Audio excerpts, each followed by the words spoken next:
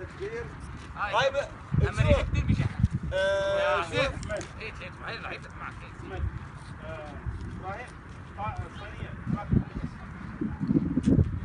جروب النشامه اسحب شيء بعد احنا يقومون بدك بدفع 30 كذا رد يا معليش خليك تصورني عليه عشان تصورني بس اقول لك اول شغل شوف بما اني معاك نفتح هاي عشان المرة لا يا بعد بس خلي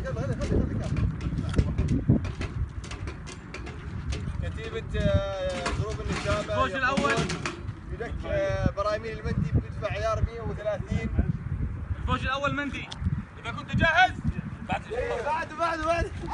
بعدها يا عمي بعدها ارمي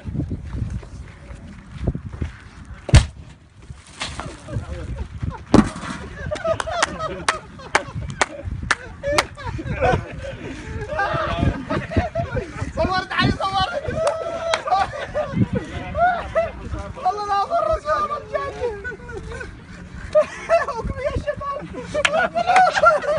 هذا البرميل المندي.